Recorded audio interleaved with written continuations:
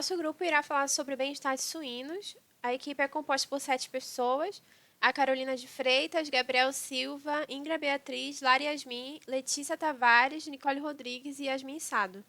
Nós iremos abordar alguns tópicos relacionados à suinocultura, porque é importante que a gente entenda como todo esse sistema funciona para então sugerir melhorias visando o bem-estar dos animais. Falando agora sobre a instalação. A construção da pocilga tem de ter em mente a ambiência animal.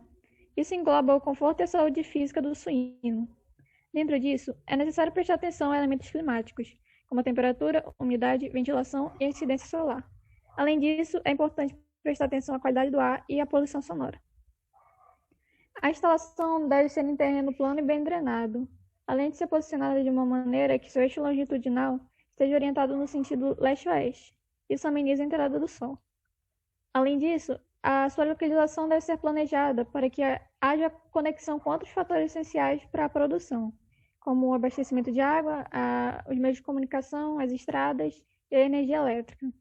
Outro fator de extrema importância é a higiene, seja a higiene geral do local, do descarte de dejetos ou de bebedouros e comedouros. Todos esses tópicos são muito importantes para o bem-estar do animal. Além disso, ao proporcionar um ambiente o mais livre possível de estresse, de enfermidades e um ambiente que atenda todas as necessidades fisiológicas desse animal, ocorre um aumento de produtividade em animais de produção. Então, toda a parte de arquitetura tem que ser pensada para promover o bem-estar. Desde a cobertura da instalação, a construção para promover o conforto térmico, até o piso, que não deve ser escorregadio. É necessário promover uma ambientação específica para cada fase de vida do suíno. Na maternidade, por exemplo, os leitões ficam separados da porca por grades, a não ser na hora da amamentação. Isso devido ao risco de esmagamento e necessidades diferentes, como a de temperatura ideal. Olá, me chamo Lara e agora eu vou falar sobre a alimentação e o consumo de água dos suínos.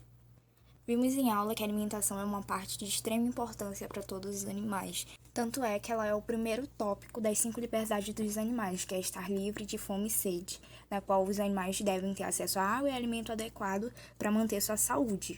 Sendo assim, esses suínos devem receber uma nutrição rica e saudável. E isso não faz referência só à quantidade de alimento, mas principalmente na qualidade da ração que eles vão comer. A dieta dos suínos é composta basicamente por cereais, porque eles vão fornecer energia e proteína para esses suínos. Os cereais mais comuns usados são a cevada, o milho e o trigo. O milho é uma boa fonte de energia para pequenos suínos, porém ele tem um preço muito elevado no mercado. Sendo assim, ele pode ser substituído por outros cereais, mas esses têm que ter na sua composição proteínas vindas de vegetais e grãos, e pode ser acrescentado também um pouco ou quase nada de farinha de origem animal. Para dietas de desmame, o cereal mais utilizado é o trigo, mas tem que se atentar à forma que ele é moído. Quando ele é moído de uma forma mais grossa, ele vai causar menor digestibilidade e vai aumentar a excreção dos nutrientes. E quando ele é moído de uma forma mais fina, aumenta a absorção desses nutrientes. A cevada também é uma boa opção, porque ela tem muito beta-glucano e ela é rica em fibras, porém, ela tem um valor nutritivo menor do que o do milho. Além de se preocupar com alimentos de qualidade, o produtor também tem que se assegurar que a ração está disponível e de fácil acesso para cada animal. E uma preocupação muito importante é a de se evitar a competição por ração, porque isso pode resultar em brigas e ferimentos muito graves. Por isso, na hora de dar essa alimentação, é importante separar os animais dominantes. E o produtor tem que garantir também que os comedouros estejam sempre limpos e funcionando. Aqui no Brasil, temos uma tabela e essa tabela determina quais são as necessidades nutricionais para a alimentação de um suíno. É importante ressaltar que é proibido alimentar suínos com proteínas derivadas de mamíferos ou de aves, com exceção de leites e seus derivados. E essa é a tabela nutricional que temos no Brasil atualmente, e ela leva em conta os nutrientes que os suínos têm que consumir de acordo com a fase da vida dele. Sobre a ingestão de água, os suínos, assim como qualquer outro animal, precisa ter acesso a uma água limpa e fresca todos os dias. E tem que se atentar à altura do bebedouro, para que tenha uma vazão de água correta e para que todos os animais possam ter acesso à água. É importante que o produtor mantenha uma manutenção rotineira dos equipamentos que fornecem a água. E no caso das matrizes de amamentação, o acesso à água tem que ser contínuo. Sobre os protocolos vacinais. As vacinas na cianocultura vai ser uma prática que vai visar a redução do uso de medicamentos com antimicrobianos e também a redução do risco de comprometimento em seu desenvolvimento produtivo. Por isso, para quem trabalha com animais, qualquer procedimento ele vai ser realizado com a maior cautela possível, utilizando todos os recursos para manter o bem-estar físico e mental daquele animal. O programa de vacinação ele vai passar por uma avaliação minuciosa que vai ser realizada pelos médicos veterinários. Por quê? Porque existem muitas vacinas disponíveis no mercado, por isso é preciso adotar um programa básico de aplicação de vacinas contra as principais doenças, como a parvovirose, a colibacilose, a rinite atrófica e a pneumonia zoonótica. Aqui temos um quadro que vai resumir o protocolo básico de vacinação para os suínos. Ele vai ser dividido por categoria e o sexo. Fêmea e macho, categoria leitão, porcos, cachaças e leitões. O período que esse animal vai ter que tomar a vacina e as doses em relação às doenças que mais acometem os suínos. Bom, sobre o abate humanitário. Esse processo é importante para facilitar as operações desse abate e garantir a higiene tanto do local, o abatedouro, quanto dos animais. É importante também para preservar a qualidade do produto, né, da carne, e também para impedir o sofrimento desnecessário desse animal que vai ser abatido. É importante também falar que esse processo ele é feito em etapas. Quantas etapas para abate? O primeiro é o transporte. É importante que ele seja feito da maneira correta, porque é durante o transporte que o animal vai correr risco de lesões, perda de peso, normalmente devido ao estresse, e até mesmo a morte desses animais. Então, a pessoa responsável por esse transporte, ela tem que sempre estar atenta para a estrutura, né, do meio de transporte, né, a quantidade de baias, também a quantidade de animais que vão ser transportados e até mesmo as condições climáticas, né, já que os animais, eles, durante esse transporte, vão estar expostos a chuva, a sol, etc. Bom, a segunda etapa é a recepção na pocilga. Assim que esses animais chegarem, eles vão ficar em repouso, jejum e dieta hídrica de 16 a 24 horas. Eles passam por esse processo, primeiro para reduzir o estresse causado durante o transporte e segundo para reduzir a quantidade de conteúdo intestinal. Já a terceira etapa, ela é a lavagem do animal. Ela é realizada para higienizar tanto o animal quanto garantir que o excesso de impurezas e de sujeira chegue ao abatedouro. Quanto às etapas do abate, propriamente dito, a primeira é a insensibilização. Ela é feita de diversas maneiras. A primeira é o choque elétrico de alta voltagem e baixa amperagem, realizado com o aparelho visto aqui na figura 9. Pode ser feita também através da pistola de dardo cativo, como visto aqui na figura 10. Esse é, inclusive, o método mais utilizado nos abatedouros brasileiros. E também diversos métodos de nocaute, utilizando diversos outros aparelhos, às vezes até mesmo marretas. Esse processo, ele evita a chamada agonia do abate, que além de causar sofrimento nesse animal, se caracteriza por um quadro de enfisema agônico, com aspiração de sangue e conteúdo rumeral para os pulmões. Esse processo é importante que ele seja feito de maneira correta, porque se acontecer essa agonia do abate, vai dificultar e vai também ser feito de maneira menos eficaz a segunda etapa do abate, que é a sangria.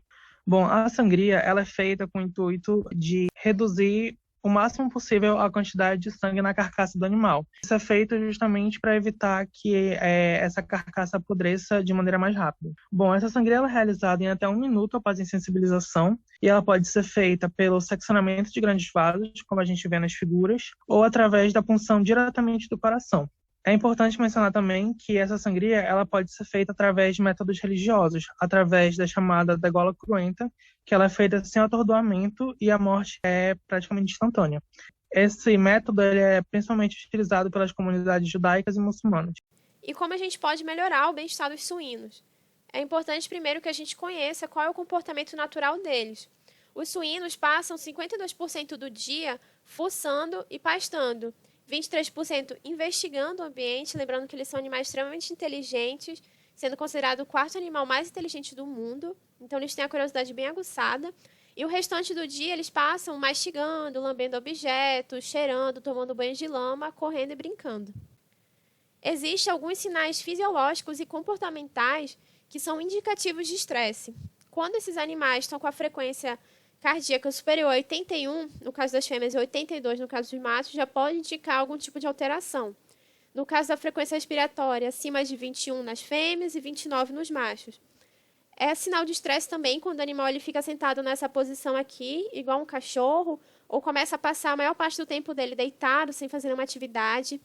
Eles começam a ficar agressivos também, lembrando que esse não é um comportamento natural dos suínos domésticos.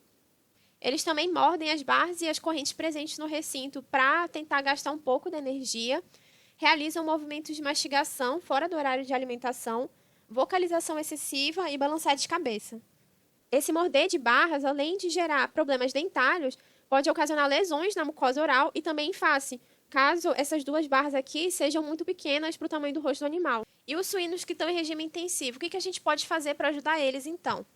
Existem diversas melhorias no ambiente que podem ser feitas, por exemplo, colocação de palha no piso, para evitar desgaste do casco, promover um ambiente mais confortável para o animal descansar, evitar o piso ripado, porque é bem comum que os animais eles prendam um casco no vão entre a madeira e fraturem membro anterior ou posterior.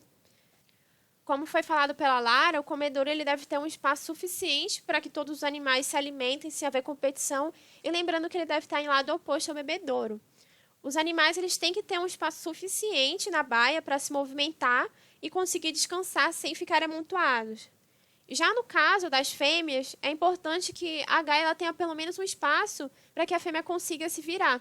E ideal também que se coloque palha para que ela construa o ninho dos filhotes, o que é um comportamento natural.